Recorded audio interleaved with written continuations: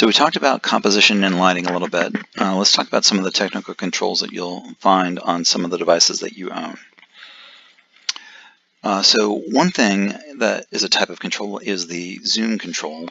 And one of the things to understand about the zoom is how it works versus how getting closer to a subject works.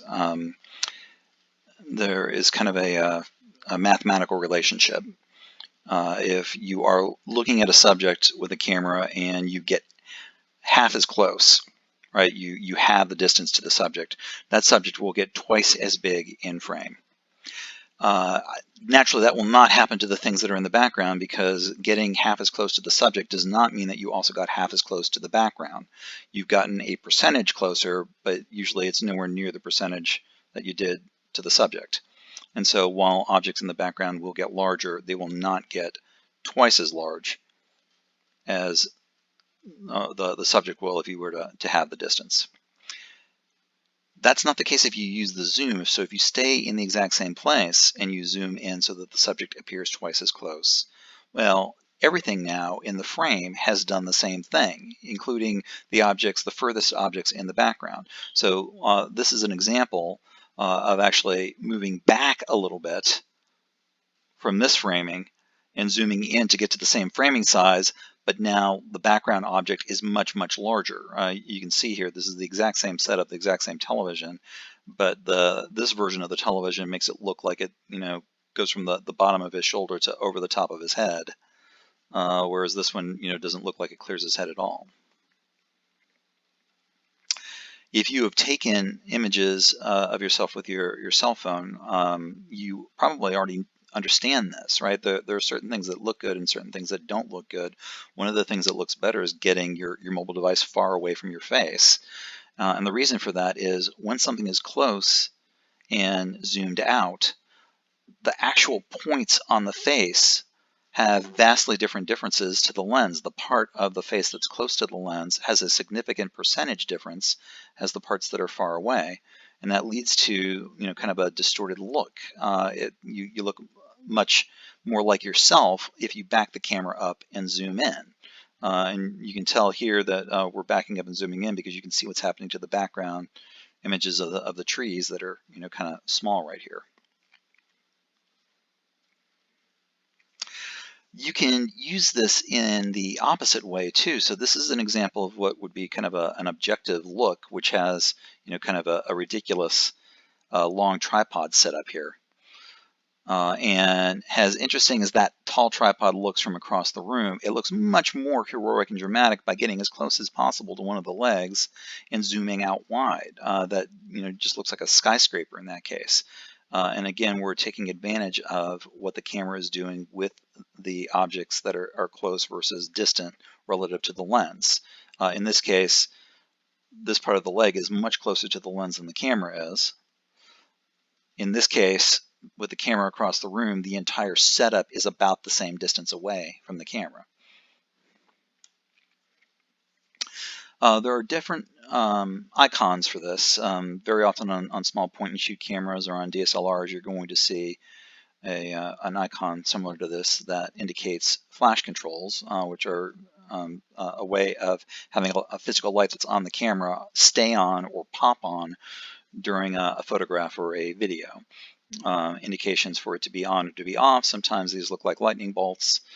Sometimes it's just the word flash, and it'll be, a flash, which is an automatic flash, meaning that it will detect and try to decide whether to pop or not. Flash always on, flash always off. People very often think of this in terms of having the flash pop on when it's dark, but very often you may want to override that and not have it flash when it's dark. This is an example of students on a film set, and we get what I think is a much nicer look and what the film set actually looked like by not having the flash on. In this case, there is plenty of light, even though we've got areas of the image going totally dark. There's plenty of light to make out what is going on, and it actually looks and feels more like the original film set than it does when you pop the flash, which a lot of people would feel, well, it's dark, you must have the flash. The opposite is also true. A lot of people would not think of utilizing a flash during the daytime, but very often it is an excellent way to deal with the high contrast that we get if we're out in a sunny day and we're in a shady area. Very often the camera cannot handle both of those things at once. It's got to make a decision. And if you pop off the flash, it doesn't have to make as drastic a decision. You can get much better results by filling in light during the daytime when you would not typically think that you would need a flash. Another thing that you may want to do on your mobile devices is look at the settings for the shape and size of the images that you're going to use, both for video and for images. A lot of times what I will do in a situation like this is I will think about what the final distribution is of this, right? If it's going to be a small web video size, I'll give you a great example of some of the newer cameras shooting 4K video, 8K video. And people thinking, well, that's great. That is so much bigger. It's so much better quality. Yes, absolutely bigger, better quality, also much larger file size. And if your ultimate destination is going to be something like a compressed YouTube video, maybe a waste of your time to shoot stuff at really large sizes. Maybe pick sizes that are only slightly larger than what you think your distribution size is going to be. This is an example of an Android overlay with places to change both what's known as the aspect ratio of the image and the size of the image.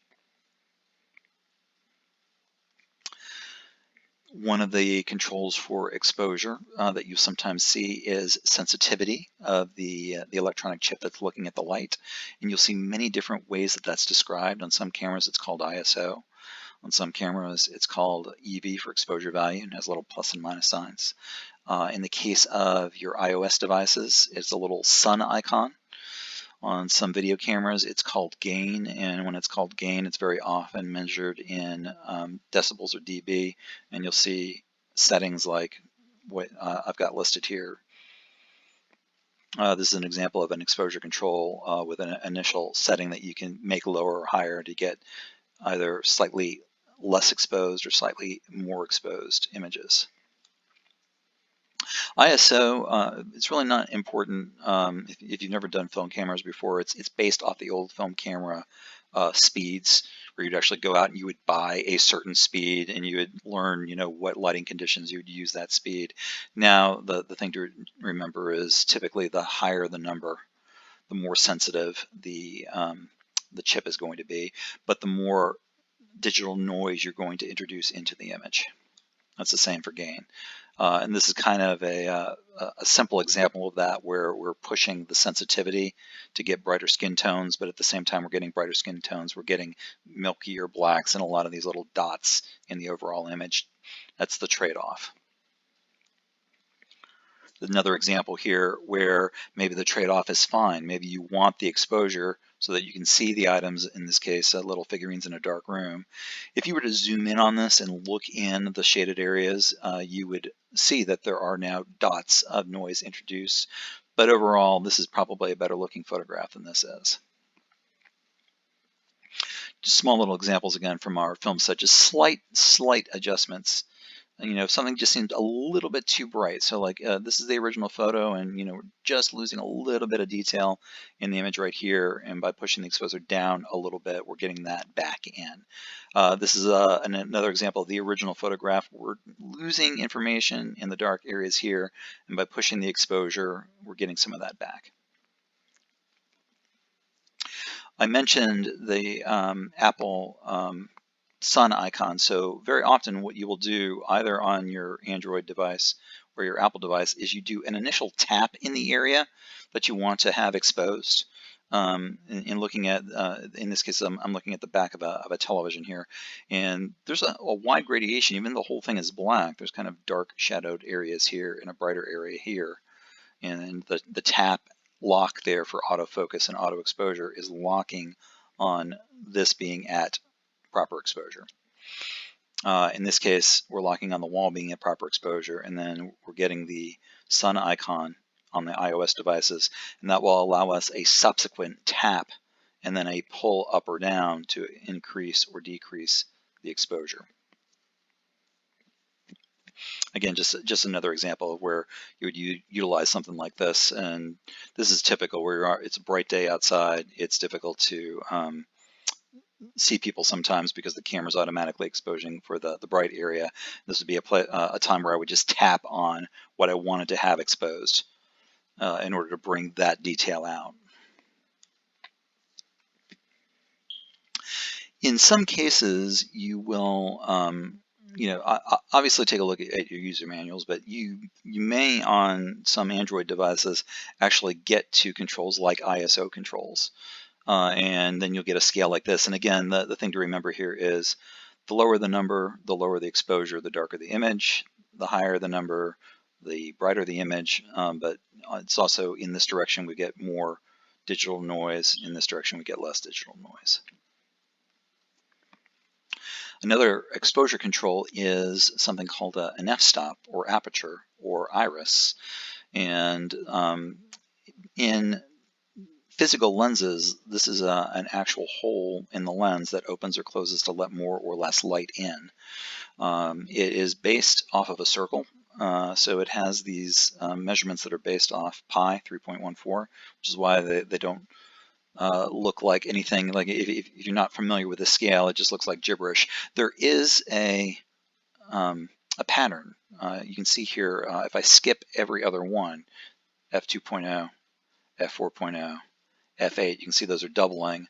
The next one on the scale would in fact be F16 of what we would call full stops.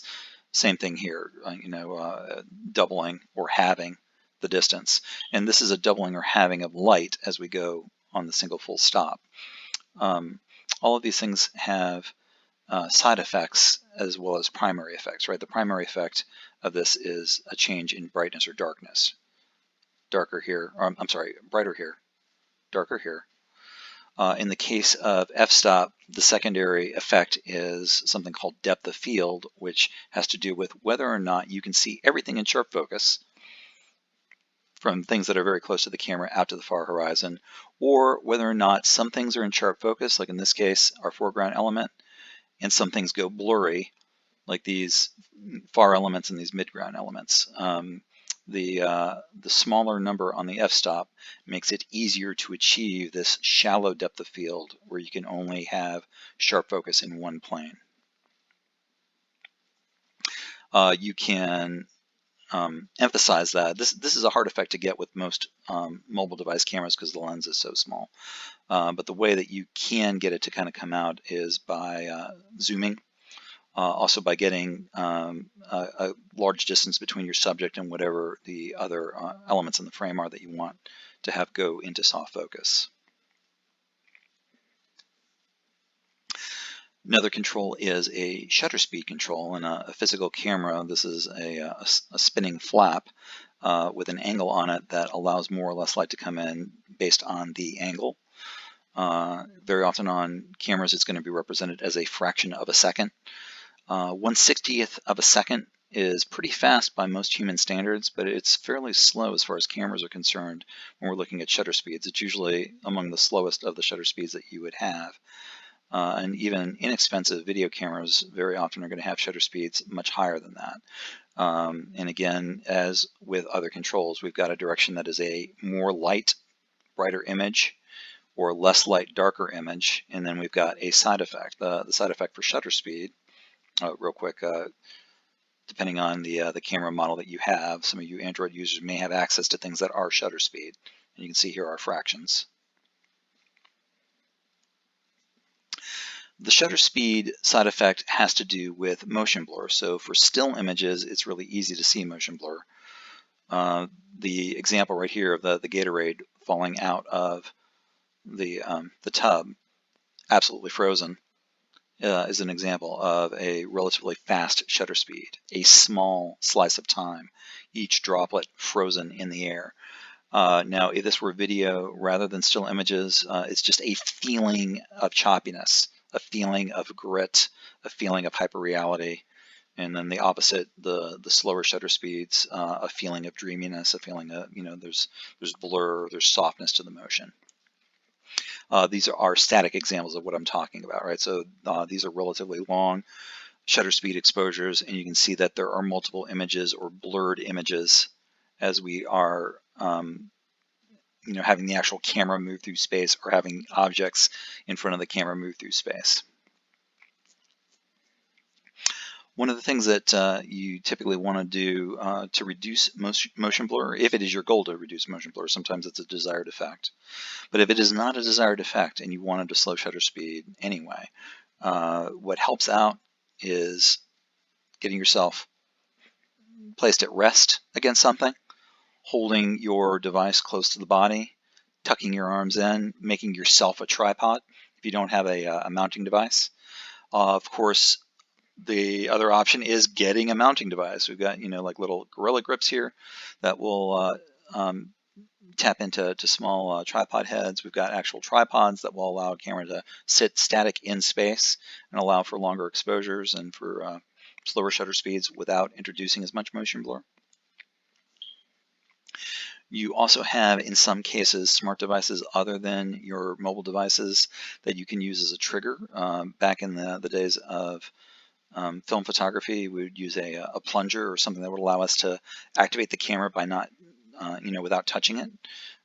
We've got timers built into our devices as a way of helping that. And some of our smart devices, like watches, will actually trigger a photograph. So you could set your camera up and then trigger remotely without moving it and allow yourself to have slow shutter speeds. And then another thing that you may see on some of your cameras is this HDR, or high dynamic range setting. If you have never used that before, don't know what it is an attempt by the camera to take both a high exposure and a low exposure image and then stitch the information from those two things together. And this is an example, and if it looks hyper real or if it looks photoshopped, that's because the camera has done some processing here so that we're getting detail both in the shadow areas and in the area of the sky. And the sky here is probably what looks the most fake, but it's just, this is exposed correctly for the sky. And the old cameras didn't have the ability to do that. So you would either have to expose for the sky and this stuff would go to almost black, or you would expose for this stuff down here and the sky would go to pure white and you wouldn't get the detail. The high dynamic range tries to capture detail in both places. Your eyes and your brain are really amazing at normalizing the different types of color temperature that you are looking at. And your devices do not have the same sort of processing that's going on with your eyes or with your brain. Your cameras are going to see color temperature in the light based on what the light source is. And you will have several different types of controls to deal with this. You may see something like this, which is an automatic white balance, which is kind of a continuous correction to make things that are white in the frame look white. You may have icons that are sun icons, which is an indication that white in sunshiny areas will look correct. You may have things that look like light bulbs, which is an indication that white in interior lighting or artificial lighting will look correct. It's very difficult to deal with mixed color temperatures with a single device. Or the way that it's done professionally usually is with colored filtration on the lens of the camera or colored gels that are put over artificial lights or over windows so that all of the color temperature of a given room matches. Really the best thing that you can do in your situation is be aware of what lighting situation that you're in. Try to use the right setting or try to white balance your camera under the lighting conditions that you are going to film. This is done after the fact, so just to simulate what different lighting situations might look like. Or this would be, what the situation looked like normally, and this might be a situation under fluorescent lighting that is not color balanced correctly. A situation under artificial lighting that is not color balanced correctly. When I say white balance, this is a common image that you might see on video cameras. It's the manual white balance, and typically what you need to be doing with something like this is pointing your camera in the lighting conditions that you're shooting at, pointing your camera at something that is pure white and holding this button down for 1 to 3 seconds as a way of setting the camera and telling it, this is white, balance off of this, and then change everything else that you're seeing based off of this pure white thing that I'm showing you. If some of you have this little flower icon or something called macro on your mobile devices or your cameras, this is an indication of a way to get your lens to focus on things that are really close to the lens. You may notice sometimes that it's difficult to get close to something and focus on it, but if you've got a macro capability, very often you can get the lens within millimeters of whatever it is that you are filming, and you can still get sharp focus. This was originally a journalism storytelling presentation. So I'm going to go ahead and stop that now and not get into some of the journalistic ethics of photography for this particular lecture. But we'll move on now to ways that we can capture video on computer.